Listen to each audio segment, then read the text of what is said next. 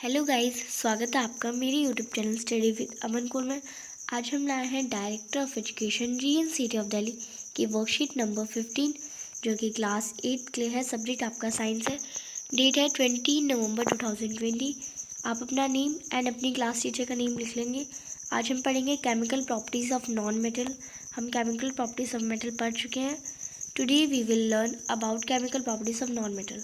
तो first reaction with oxygen, जैसे कि हम मेटल के साथ भी कर चुके हैं। अब हम नॉन मेटल के साथ करेंगे।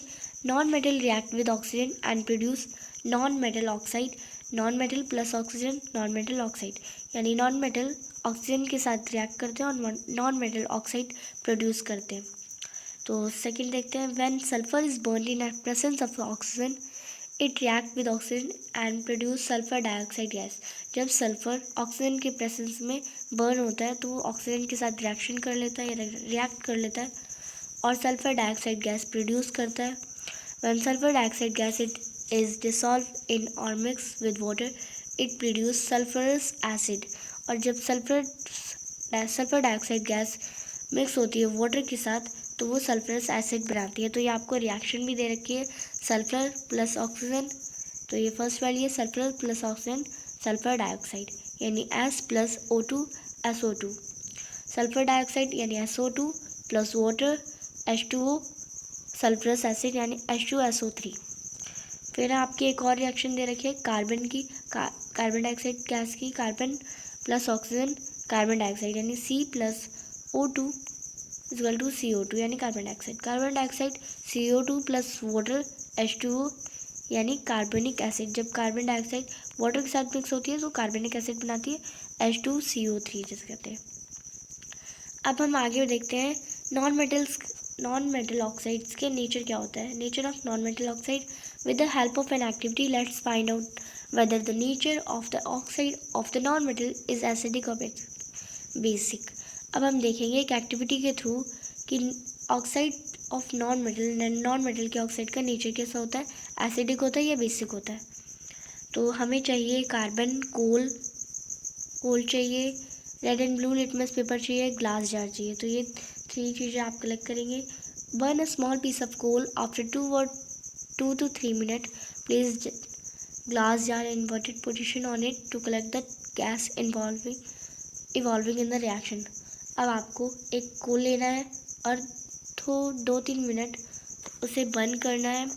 फिर उसके पास आप एक ग्लास जार लेंगे, उसे ऐसी पोजीशन में रखेंगे जो उसकी जो गैस हो रही वो ग्लास जार में आ जाएगी। Add some amount of water in this jar and close it with its lid. और उस जार में, आप ग्लास जार में थोड़ा पानी डालेंगे और उसकी लिड क्लोज कर देंगे। Shake the jar in order to mix और dissolve the gas collected in it with water. अब आप उस जो आपका जार है उसे डिसॉल्व करना है, मतलब और कलेक्ट करना है गैस को वाटर के साथ। फिर आपको करना है, now test this mixture first with blue litmus paper and then with red litmus paper. We observe the mixture of water and gas with jar turns blue litmus to red, therefore we can say that non-metal oxides are acidic in nature.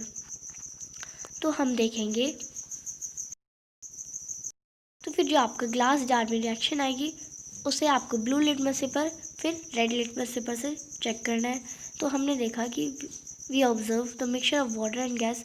जब water और gas का mixture जो jar में होता है वो blue litmus को red कर देता है। तो हम कह सकते हैं जो नॉन मेटल ऑक्साइड है वो एसिडिक इन नेचर है, क्योंकि एसिडिक इन नेचर हम कैसे फाइंड करते हैं, जब हमारा जो ब्लू लिटमस पेपर होता है वो रेड में चेंज हो जाता है।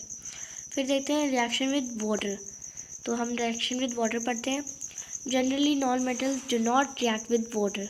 ज़्यादातर जो नॉन मेटल्स होते हैं वो वाटर के साथ रिएक्ट नहीं करते। Some non metals are very reactive in the air, so such non metals are stored in water. तो कुछ मेटल्स जो नॉन मेटल्स होते हैं वो ज़्यादा रिएक्टिव होते हैं एयर में, सो उन्हें हम नॉन मेटल्स को वाटर में स्टोर करते हैं। जैसे एग्जांपल ले लेते हैं फास्फोरस का। Phosphorus is very reactive non metal, it catches fire it if absorbed to air. To prevent the contact of phosphorus with the atmosphere oxygen, it is stored in water. phosphorus बहुत ज़्यादा very reactive non metal है और ये fire को catch कर लेता है जब ये एयर के कांटेक्ट में होता है। टू प्रिवेंट, और हम फास्फोरस को एटमॉस्फेरिक कॉन्टैक्ट से बचाने के लिए हम इसे वाटर में स्टोर करते हैं। तो ये आपको बताया गया था रिएक्शन विद वाटर में। अब हम पढ़ते हैं reaction with acid. Generally non metal do not react with acid. तो ज़्यादातर जो नॉन मेटल्स है वो सारे नॉन मेटल्स हैं वो एसिड के साथ रिएक्ट नहीं करते। फिर हमारा reaction with base. Reaction with base में reaction of non metal with base are complex, और जो नॉन मेटल्स के रिएक्शन कॉम्प्लेक्स होता है बेसिस के साथ। अब आपको name of some non metals के नाम दिए गए हैं। Sulphur, coal, oxygen, nitrogen, iodine etcetera. तो कोल यानी कार्बन, तो ये आपको दे रखा है। अब आता है आपके question time, check yourself. First question है name any 4 commonly found non metals. तो आपको यहाँ पे भी दे रखे हैं नॉन मेटल्स के नेम, तो हम इसका आंसर भी कर लेते हैं। Name of some non metals are sulphur, coal, carbon, oxygen and nitrogen. तो आप ये आंसर लिख लेंगे। सेकेंड क्वेश्चन है why phosphorus non metal kept in water. तो आपको पता है फास्फोरस नॉन मेटल है, वो बहुत रिएक्टिव है एयर में, और ये ऑक्सीजन के साथ कांटेक्ट करके फायर एक्सपोज करता है, इसलिए हम इसे वाटर में स्टोर करते हैं। तो phosphor is very reactive non metal, it catches fire if expose to air.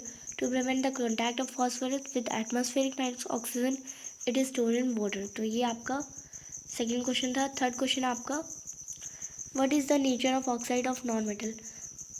Non metal के ऑक्साइड का नेचर क्या है, तो हमने पढ़ा एसिडिक इन नेचर होते हैं, तो आप लिख लेंगे non metal oxides.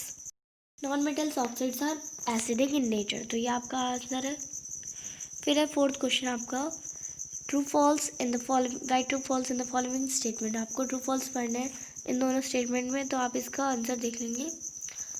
Non metals react vigorously with acid. तो क्या नॉन मेटल्स ज़्यादा से ज़्यादा तेज़ी से एसिड के साथ रिएक्ट करते हैं। तो हमने पढ़ा है कि हमने तो ये पढ़ा ही नहीं है कि हमने पढ़ा है कि नॉन मेटल्स तो रिएक्ट ही नहीं करते एसिड के साथ। तो ये फॉल्स स्टेटमेंट है, ये गलत स्टेटमेंट है। बी आपका reaction of non metal with bases are complex. तो हाँ, हमने ये पढ़ा है जो नॉन मेटल्स की रिएक्शन होती है वो बेसिस के साथ कॉम्प्लेक्स होती है, तो ये ट्रू है। तो ये आपका आंसर है। आपकी आज की वर्कशीट कंप्लीट होती है, तो आपको अब वर्कशीट 750 तक मिल जाएगी मेरे चैनल पे। तो आपको कभी कभार नोटिफिकेशन नहीं आती है, तो आप मेरे चैनल पे आके देख सकते हैं। वर्कशीट आपको 750 मॉर्निंग अवेलेबल हो जाएगी, और मेरे चैनल को सब्सक्राइब करें। तो आपकी सैटरडे की वर्कशीट आती है, वर्कशीट 87 आएगी आज की, तो आपको 2 बजे तक अवेलेबल हो जाएगी आज। और मेरे चैनल को सब्सक्राइब करें, इस वीडियो को लाइक करें। Thanks for watching video, bye bye guys.